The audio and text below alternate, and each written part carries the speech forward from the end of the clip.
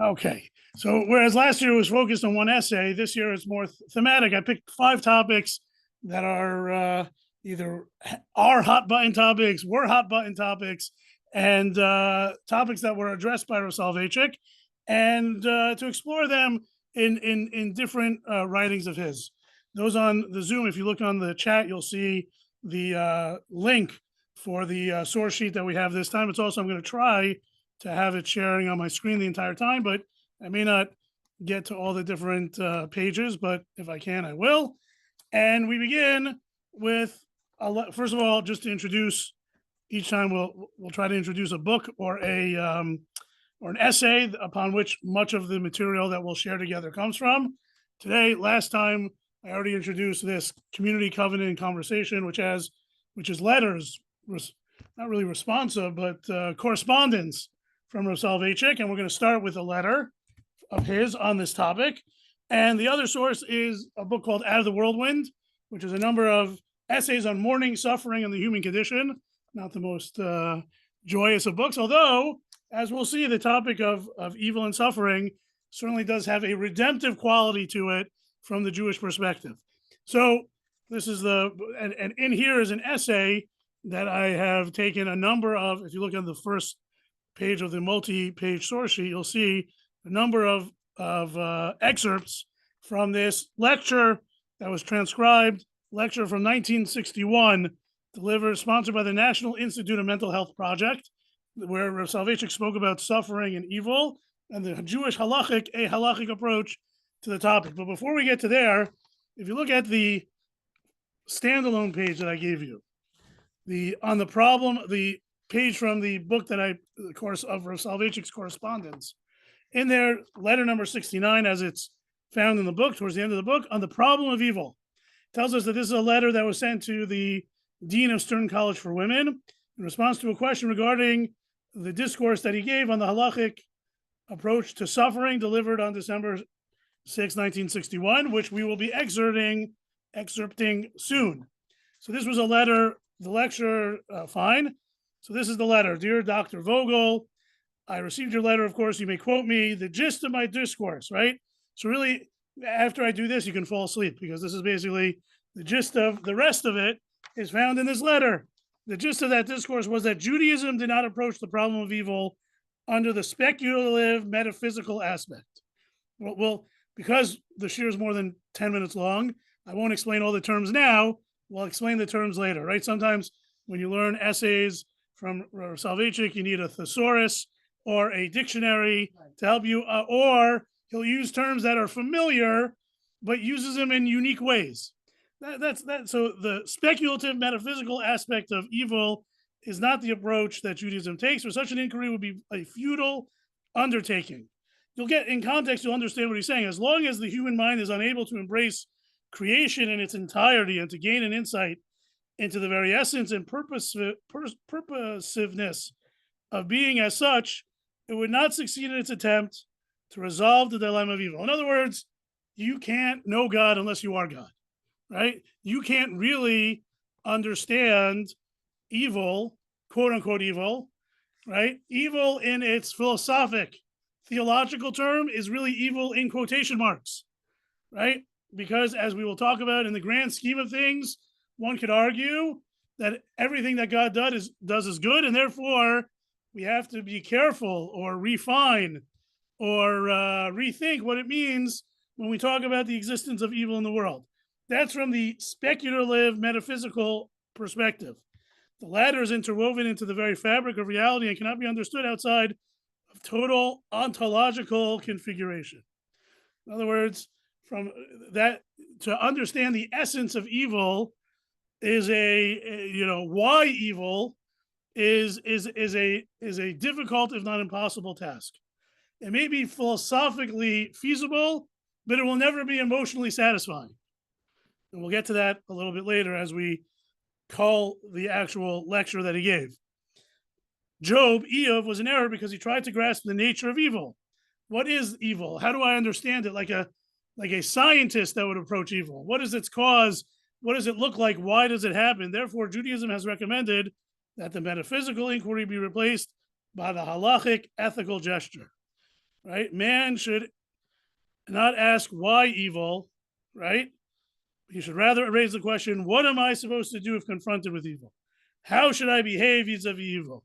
As I've mentioned many times, in response to tragedies, in response to challenges, in response to natural disasters and suffering in the world, Rav Soloveitchik encourages students to not ask lama, why did it happen? Because that's the metaphysical, ontological approach to evil and will not have a satisfying answer. Don't ask lama, why, but lama, for what purpose? What am I supposed to do with it? Now that I've been exposed to this evil, what am I supposed to do to it to transcend that evil, to redeem that experience, to somehow make it meaningful and, as the Rav would describe it, dignified? How do I add dignity to a situation of evil and suffering? What do I do now? Not why, but what now? Right? That's the gist of it. Right? The latter is a powerful challenge to man, and it is the duty of man to meet this challenge boldly and courageously. Right? Suffering, in the opinion of Judaism, must not be purposeless, wasted. Out of suffering must emerge the ethical norm, the call for repentance or self-elevation. Judaism wants to convert the passional, frustrating experiences into an integrating, cleansing, and redeeming factor. So, by the way, he wrote this letter like 2 days before Pesach.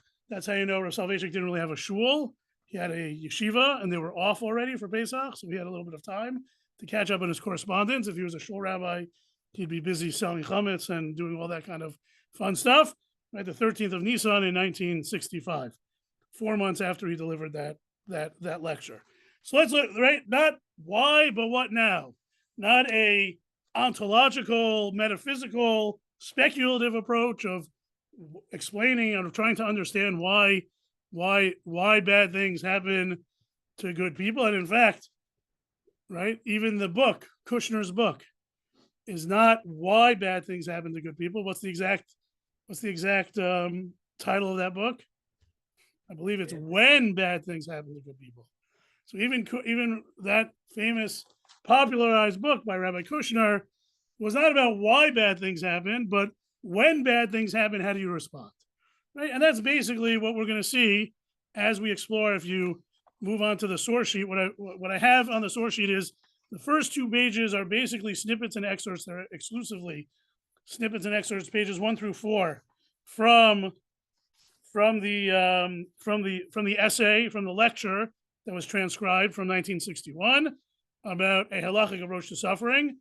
And then the last 2 pages are supplemental. I'm going to intersperse some excerpts from the essay that's the major focus, and much of that essay can be found in the book that we talked about, Out of the Whirlwind, and we will scatter throughout the presentation and the learning as we read through the essay some of the material that he either alludes to from other sources or that in some way supplement our understanding, our discussion of the topic. So we're on page 1 of the four-page source sheet, right? He begins with the essay by asking, how does the halacha handle the problem of human despair? It's a very elementary question, but the question has somehow never been raised, in as much as despair is inherent to our very existence. So it's very fundamental, but never really discussed. No one really wants to talk about that. Actually, in my Dvar Torah, in the announcements this week, I mentioned that there's lots of conversations people don't like to have, things that people don't like to think about. Certainly mortality is one of them. But suffering, it's bad enough that you have to suffer. Do you really want to talk about it also? Right? How does talking about it help? It's not just incidental, not just contingent, not just temporary and transient. It's inculcated in the very core of our existence. Allah certainly did grapple with the absurd phenomenon of evil, had to fit it into a frame of sensible reference. No religion can afford the luxury of ignoring the most disturbing of all problems. And the Jewish religion could simply not ignore the challenge that is suffering. So how do you deal with suffering? How do you deal with evil? Right? Evil is the phenomenon. Suffering is the impact of that phenomenon. So what are appropriate, what are possible Jewish, halachic, traditional responses to suffering? So the first one this is not exactly in the order of the essay. I'm happy to send you a link. It's a 20-page write-up of his lecture, and he sort of bounces back and forth in in Rav Soloveitchik's way of a dialectic, sort of going back and forth and back and forth. I try to simplify it a little bit with less back and forth and just sticking to one topic straight through the excerpts and then going on to the next topic. So Rav Soloveitchik talks about a thematic halacha approach and a topical halacha approach. We'll come back to that in a minute. But basically, the thematic halacha approach is philosophically, how do we deal with suffering, which Rav Soloveitchik said in some ways is a very unsatisfying endeavor. But Judaism does have an approach that frames, that puts suffering into a context, perhaps two different contexts, as we'll see. And the other one is, and that might be referred to as the lama, the why of evil. And one response, and the second way is lama, what now? That's what we're going to see. So one response is lama, why? Why does evil happen? And the sort of metaphysical, ontological, as Rav Soloveitchik puts it, approach is that why evil? Well, you have you're framing the question wrong, because there really is no such thing as evil. Evil is just an experience. Either evil, as he puts it, is a pathos, a feeling that we have, an emotional, psychological, right, experience that humans have, and it's real for them. But in the grand scheme of things, perhaps we can view it in a different way. And what we'll see is that there's two approaches for the lama: either that evil doesn't exist, or that number one is that everything is good, or even if you're going to say something's bad, it could have, in the bigger picture, it's good anyway. We'll see in some of the sources. So he says, let us briefly see how the thematic halacha managed somehow to accommodate evil. I will not say that evil was a very pleasant guest, but somehow had to be put up with. Next paragraph, the dominant idea which underlies the metaphysic of evil developed by the thematic halacha is basically that suffering as a subjective experience, an emotion, an effect, a feeling, and evil as a reality are not identical. In other words, don't deny a person's suffering. Yes, you're suffering, I'm suffering, that's real. But why are you suffering? Because that's your subjective experience of the circumstances that you were presented with, right? There's a difference between the feeling of suffering and evil as a reality.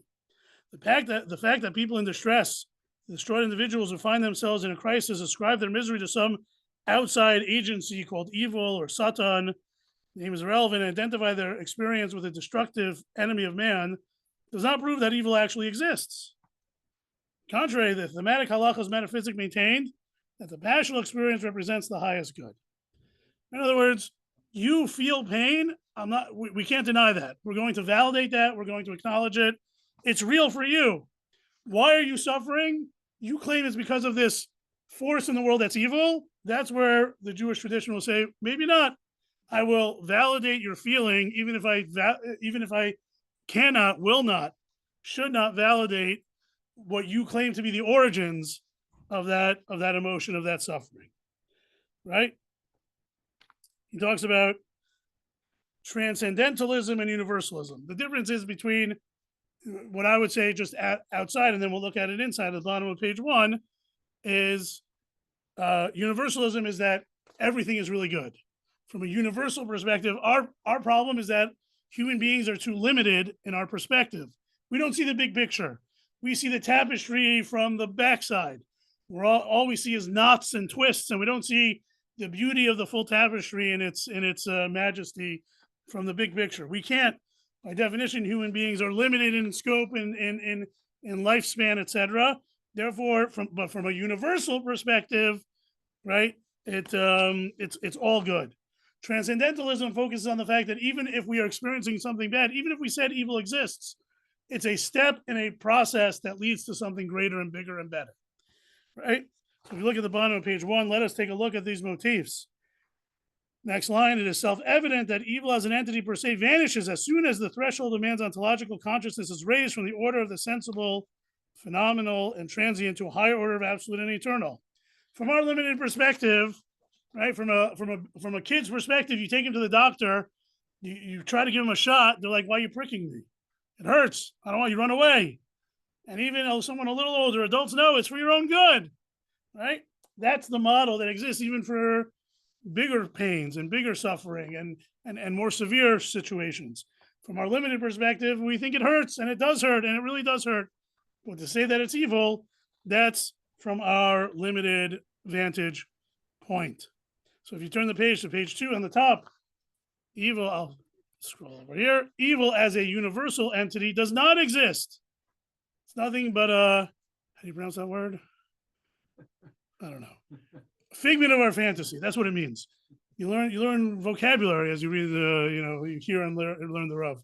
Suffering and misery are due to the accidental and contingent character of our existence, which is confined to a narrow segment of being, right? From a bigger perspective, right? The thematic halacha maintains the end of that paragraph that sufferings of the individual are ministerial to a higher good within the universal order, right? So he says, yeah, you're suffering, but really, so the Rav Soloveitchik spends the next 2 paragraphs over here, quoted, does such a metaphysic bring solace and comfort to modern man? Person's in crisis, a person's suffering. If you tell him, Gamzula Tova, like, is that, like, he was talking to mental health professionals, saying, like, is that a legitimate approach? It might be theologically accurate and correct. Is it a sensitive approach? Is it an appropriate approach? Is it the answer that people can and should be looking for? So he sort of hedges. He says, I don't know. Can a rabbi, right? We know that Eov's friends, right, in the book of Eov is suffering. He's having a lot of losses. And his friends come and say, this is just a charade, that you're not really suffering. In the grand scheme of things, everything is going to be fine, and this is all good. And Eov's friends are viewed as being cruel. That's not appropriate. A person, right? Like it's one of those things. You go to a shiva house, and you don't know what to say. So lots of interesting things come out of people's mouths. Some of them are just, tangential, if at all. They'll talk about the weather, talk about sports, talk about current events, or you can't handle the silence, so you say, well, at least he didn't suffer, or oh, he lived to that age. Oh, that's be thankful for that. And that is that a great? Maybe if I hear it from the mourner and I validate that approach, but the experience, as we'll see, where the Rav says the experience of avelut, the halachot, the practices, the rituals associated with avelut, are ones that validate the reality, or let's say our human reality, that is suffering, loss, death. We don't sugarcoat it, right? We acknowledge it, we validate it, we like he said, we don't want it, but like sometimes you have guests over that you don't want either. You got to deal with it. You don't have to like it.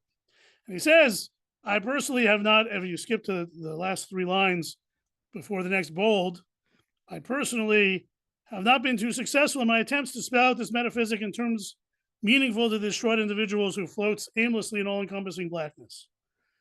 I tried but failed, I think, miserably, like the friends of Eov. Right? That's the pious approach.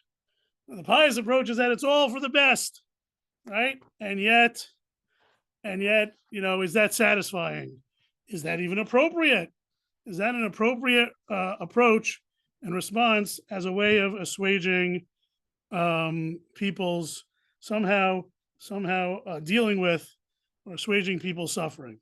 He says he's not sure, but he is convinced that it is an appropriate traditional response. If you go to the last page, right, the supplemental sources, let me just scroll down for those people who are watching online.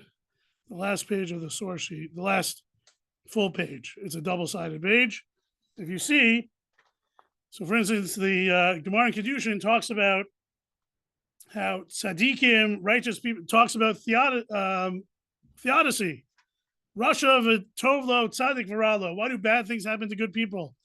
So the Gemara in Kedushin talks about how righteous people in this world, I'm just going to translate, are like a tree, that most of it is in a state of purity, and some of its limbs are overhanging into a place of tuma.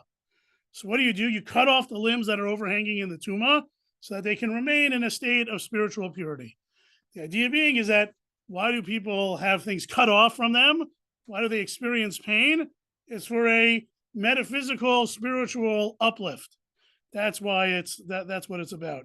And as Rav Soloveitchik writes elsewhere, source number 2, where he talks about the Rambam, the way the Rambam deals with death. The Rambam says, the last couple of lines there, to die means to gain freedom from captivity, to join the beloved friend for whom the soul has been yearning all along. Right? In a philosophical perspective, right, our soul yearns to be removed, to be freed from the confines of our spiritual, of our physical selves, and looks forward to reuniting with something that's purely spiritual in the world to come, right? So Rav Soloveitchik writes elsewhere in the essay, just that last line, sometimes if a problem is too embarrassing or too tormenting, one simply puts it in the wastebasket and ignores it.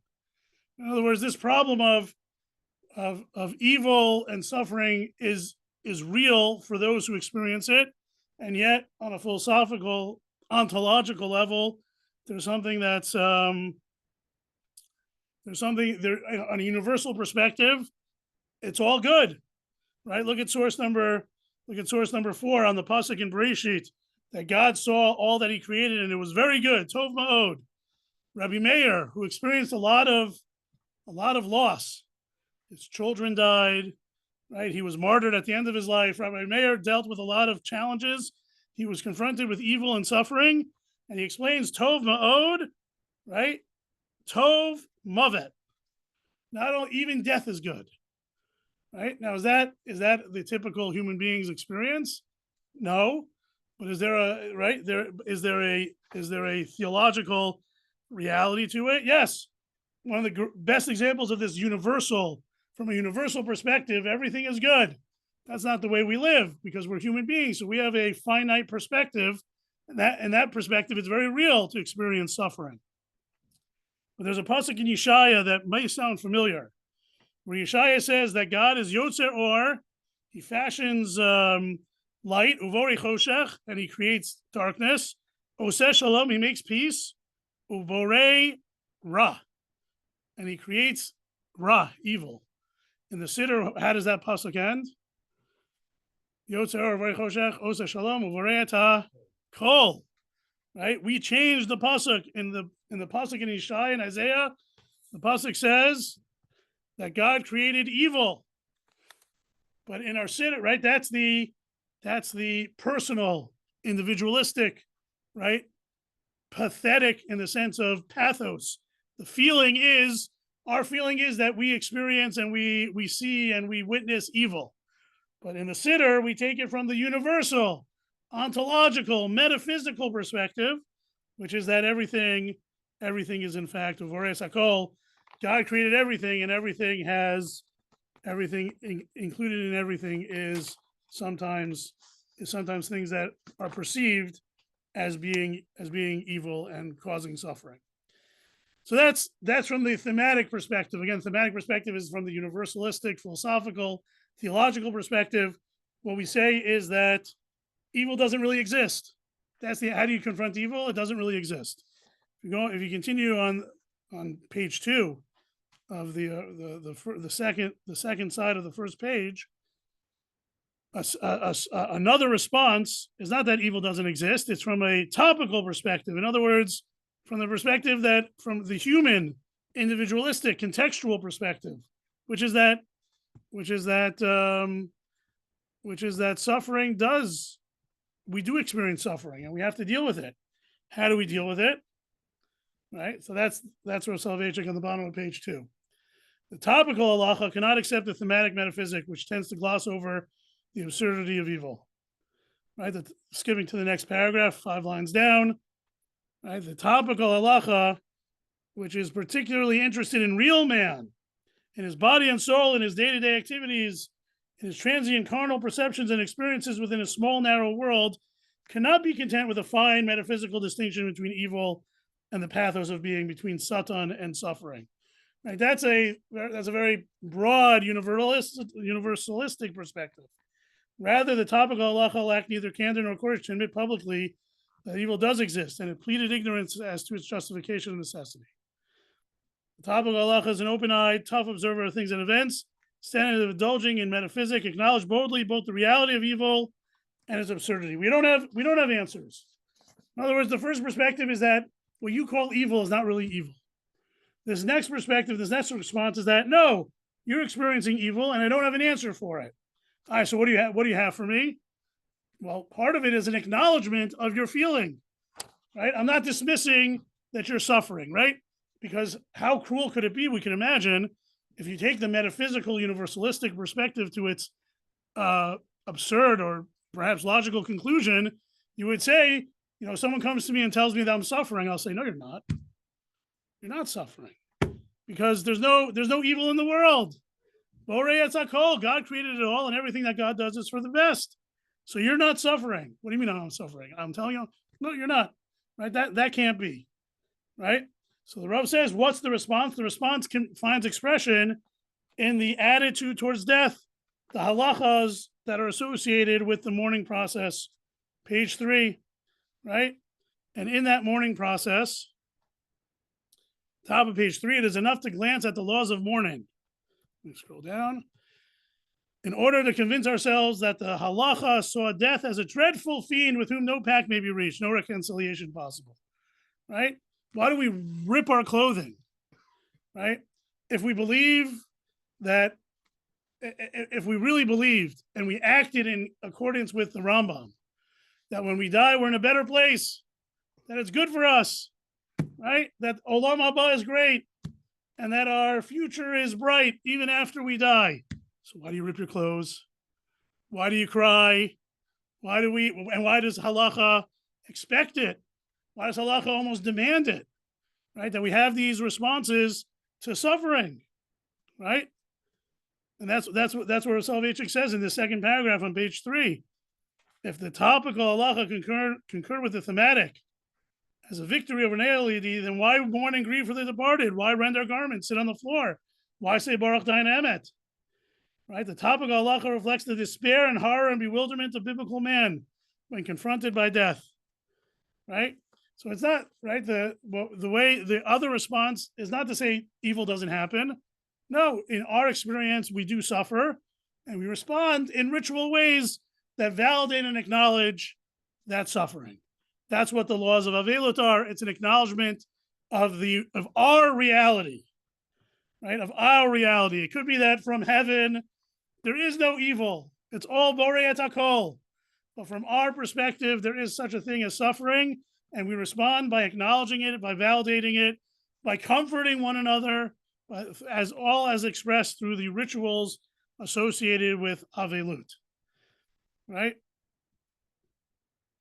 If you skip down to the paragraph right before the next bolded area, of course it cannot accommodate evil, but there's a difference between accommodating evil and handling evil, right? And he gives the example of guests. Some guests I'm eager to accommodate, some guests I don't want to accommodate. But if somebody knocks on my door, I must answer responding and handling them, even by taking his lapel and throwing him out. You got to do something. It's there, right? So evil also, you got to do something with it. Can you really deny it? It's knocking at our door, right? It's how did halacha handle evil, not how did it accommodate evil. There's no accommodation for evil within the framework of topical halacha. Simply the framework is a realistic one, right? And a realistic framework cannot have a place or position within its coordinate system for evil and suffering. Whether or not we are ready to accommodate evil, we must deal with it. And that's what halacha is all about, is dealing with the realities of the situation at hand, right? So far, we've seen sort of two approaches. One approach is to deny the truism, the universal truth of evil.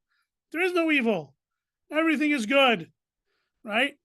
That may be true on a theoretical, ontological level, philosophical level. That's one way to deal with it. It's not wrong. It's just not complete, and it's certainly not satisfying to the person who suffered.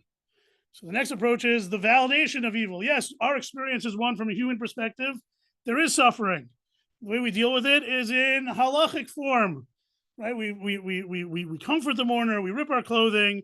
These are ways that we deal with it and acknowledge it. But it's not enough just to acknowledge it, right? The next step is not just to acknowledge it, but to vanquish it, right? To deal with it, to redeem it, to transcend it. That's the last step. And if you look back at the supplemental source sheet at the end, it's the bottom of the first page of the supplements, source number 6, right? In source number 6, Rav Soloveitchik, this is a quote from Kol Dodi Dofek, which is actually an essay, more of a book that we have not dealt with in depth. That would probably take a whole 5 classes to deal with Kol Dodi Dofek, maybe in a future year. But we will deal with, and this is a topic that we've dealt with it before in the past, the difference between fate and destiny. Very briefly, fate is what happens to us, and destiny is what we do for ourselves, right? So in Rav Soloveitchik's, right, suffering is fate, right? Suffering is fate, but what do you do with that fate? What we do with that suffering can be destiny. So just to look at this source a little closely, again, this is not from the essay that we've been exerting all along, but certainly helpful in this last step of the discussion, right? It's that on step number 1 is that on a philosophical level, evil doesn't exist. It's a little bit cruel. That's not our experience. Step number 2 is evil exists and we validate it, but we can't really explain it. We can't really do anything with it. And now we're on step number 3. And that's the halachot of mourning, of avelut, of kriya, of all those things. Step number 3 is no, we can redeem, we can elevate, we can transcend, not be by asking the question, lama, for what purpose have I been exposed to this suffering? Can I do something about it? Can I learn something? Can I redeem something? Can I alleviate that suffering for others? So this is the source from Kol Dodi Dofek, an existence of fate and existence of destiny. What's the nature of a fate? It's an existence of compulsion, an existence as described in the Mishnah, which is also source number 7 on the last page. Against your will do you live your life. Against your will do you live. Against your will do you die. Against your will were you born, right? But one thing you're not, and ultimately you will be called upon to give an accounting of what you did with your life, right? So that's against your will, you will live out your life, a pure factual existence, one link in a mechanical chain devoid of meaning, direction, purpose, subject to the forces of the environment onto which the individual has been cast by providence, right? There's no, right, as an object. The person's an object, right? He doesn't, or she doesn't get to choose. Things happen to me, right? Right? Are you the victim of circumstance, or do you pave your own destiny? Right. So fate is what happens to us after the ellipses. What is the nature of destiny? It is an active mode of existence. Man confronts the environment into which he was thrown, possessed of an understanding of his uniqueness, of his special worth, of his freedom, his ability to struggle with his external circumstances without forfeiting his independence or his selfhood. The motto of the eye of destiny is against your will you are born, against your will you die, but you live your life, you live of your own free will. And ultimately you have to give an accounting for what you chose to do and what you chose not to do, right? We are compelled to be born. We don't get to decide when we die, but in between, right? We have choices. We can live a life of destiny, not just be the object of forces external to ourselves, but to be the subject, right? To be the main character, to choose our own plot, to reach our own goals and achievements, right? That's up to us.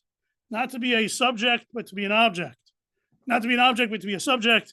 Not to be the victim of fate, but to be a partner in destiny, right? Not an object.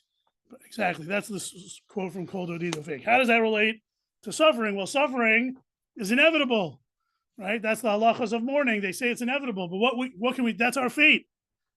Some people suffer less. Some people suffer more. Right? Some people handle their suffering. Some people, right? So the fact that human beings suffer, nobody can avoid it. It's part of the human condition. But what you do with that suffering, that's part of our destiny. How you handle it, how you improve things for yourself, for others, how you redeem it, how you transcend it.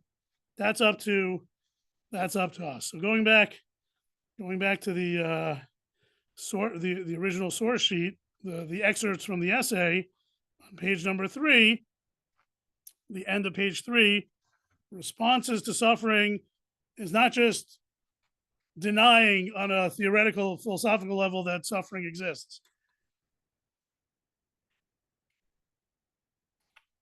And it's not merely acknowledging that our lived experience is one of suffering and to guide that suffering and experience through the halachot, through halacha, especially the halachot of mourning. But we can also take it from fate to destiny, from being being the object of suffering to a subject that alleviates that suffering or makes something good out of it. While the metaphysic is out to discover the ontological objective reason of suffering from within, the ethic posits meaning from within and without.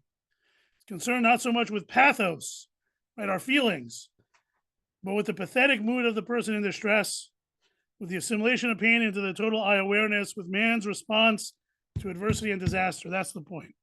It's not about how you feel, it's about what you're going to respond to that. This is the difference between a metaphysic and an ethic of evil. Right? The metaphysic seeks to justify evil or deny its reality. Right? Either there's no such thing as evil, right? Or there is a such a thing as evil, but it's for our ultimate good.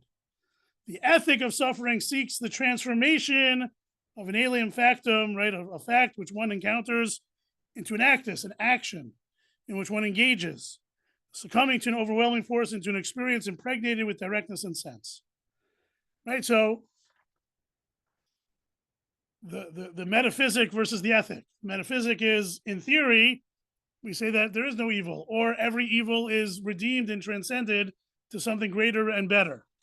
The ethic is that no, people suffer. I suffer, and when I suffer, what do I do about it? I try to make lemonade out of the lemons. I do something positive out of it, right? And that's Rav Soloveitchik says that's the ultimate. That's the destiny. That's the way that we grab onto destiny and not just remain prisoners of our fate. The end of page 3. To sum up, I would say that halachic ethic of suffering rests upon 3 propositions. First, evil does exist and evil is bad. The world in which we live is not free from deformities and inadequacies. In other words, the reality of evil is indisputable. Again, that's from a human experience. He had said earlier that you can say theoretically, philosophically, universally, ontologically, that there's no such thing as evil, but no one can deny that the human experience is one that includes suffering. So that's number 1. Second, one must never acquiesce in evil, make peace with it, or condone its existence. Defiance of an act of opposition of evil implying all means that God put at man's disposal is a dominant norm in halacha. Right? In other words, the way he's describing it now is, practically speaking, evil exists, and God has provided us tools to deal, to alleviate, to redeem, to transcend that evil through our actions, through partnering with Hashem in our destiny, right? If you skip to the next, in other words, he brings the example. We have a physician in the room, a number of them on the line, right? The pasuk says, "V'rapo yirapeh," that if you injure someone, you have to pay his medical bills. But the Gemara says, "V'rapo yirapeh" is the source that gives permission or mandate for the physician to heal, right? Right? What would a nihilistic fate perspective on illness be? Right? The fate perspective would be, oh, you're sick. If God wants you to be healed, he'll heal you. If God doesn't want you to be healed, then that's your fate. What's the perspective of illness from a destiny perspective? There's suffering in the world. Can we alleviate it? Can we utilize our best efforts? Can we utilize our knowledge? Can we utilize technology to vanquish evil, to vanquish suffering, to cure illness, to cure sick people? Right? That's a mandate, a requirement that Jewish law and Jewish perspective has given us. Right?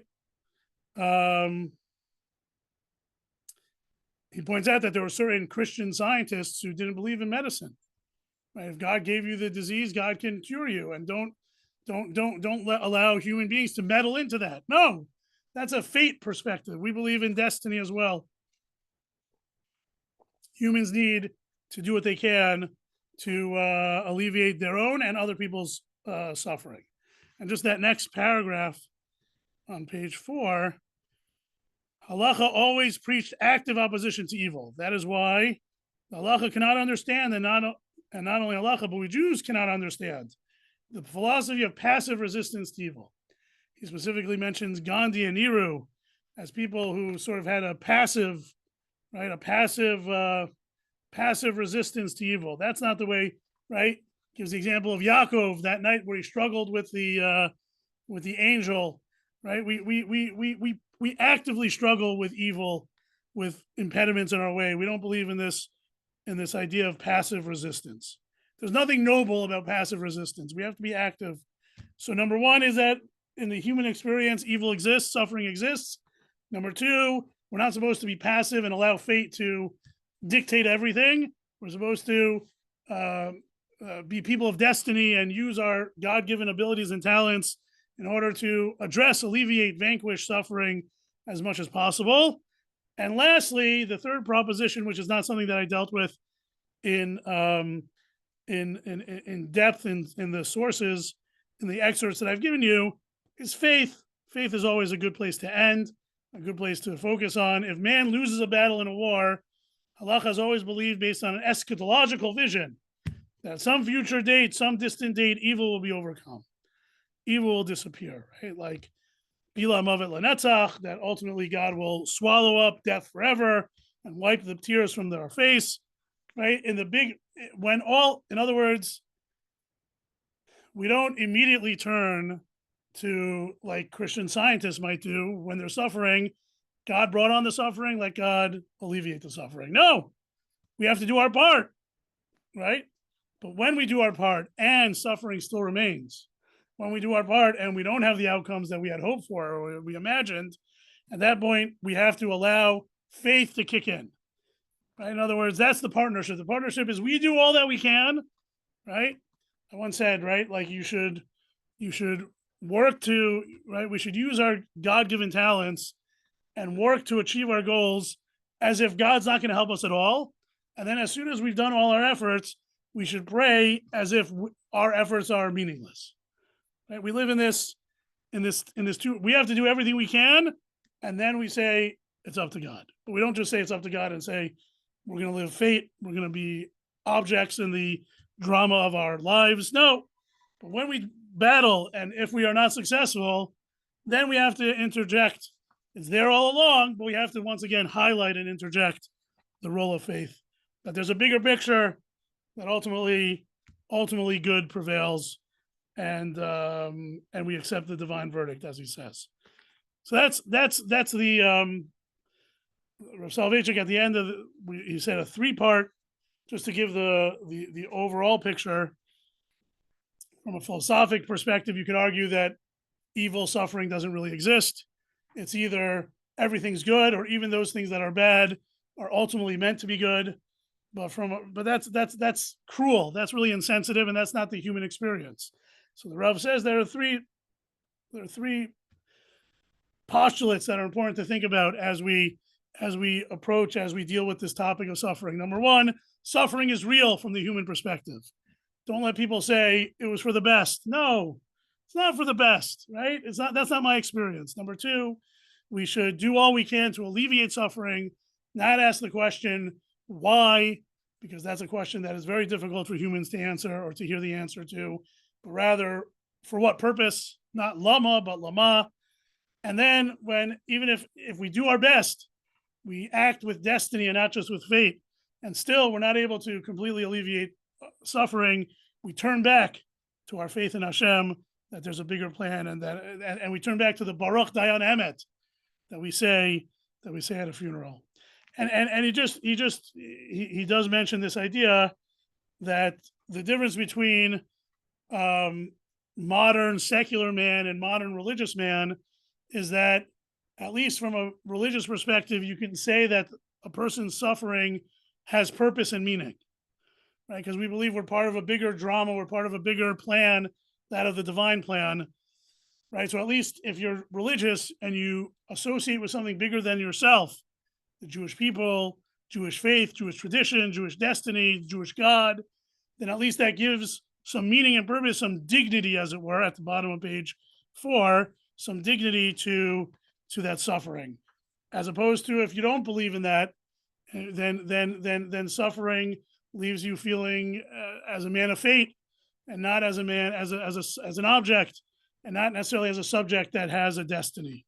And just since we have a couple minutes before 8:30, which is my self-imposed time limit, I just wanted to, if you go back to the source, the supplemental source sheet, the back page, the very last page of the source sheet that I handed out, there's a couple of sources there that talk about the Holocaust, right? Because of course, Rav Soloveitchik, who lived from 1903 to 1993, right? He was an adult during the rise of Hitler and the Holocaust. So many people are curious as to the Rav's approach to the Holocaust. You know, what role did that have in his thinking? What does he say? What does he say about that? How does that fit into this construct? Oh, David, you're going to get your wish because we're going to reference something from last class at the very end, right? So how does the Holocaust fit into this halachic approach to suffering that he talked about? So source number 12, right? It's two sources really, in Days of Deliverance, which are essays on Hanukkah and Purim, and then Kol Dodi Dofek. First, he points out we have lost many. Not too long ago, we lost 6 million Jews, a third of our population. But on the whole, we have emerged victorious. We still maintain our identity. We are still committed to the same goals to which our ancestors were committed millennia ago. In other words, if you're going to ask why did 6 million die, Rav Soloveitchik says I can't answer that question, and it's not going to lead to anything good. And as one philosopher said, if I understood evil, if I understood God, then I would be God, right? Instead, right, we just look at, at the same time, we can count our blessings. Look at the bright side. The bright side is the Jewish people survived, a remnant survived nonetheless.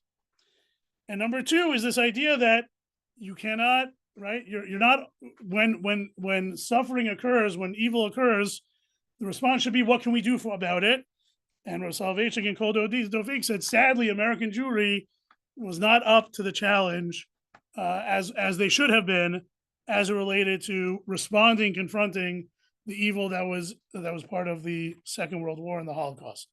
Quote, during the terrible Holocaust, when European Jewry was being systematically exterminated, the ovens and crematoria, the American Jewish community did not rise to the challenge, did not act as Jews possessing a properly developed consciousness of our shared fate, shared suffering, as well as the obligation of shared action that follows therefrom, ought to have acted. We did not sufficiently empathize the anguish of the people and did very little to save our afflicted brethren.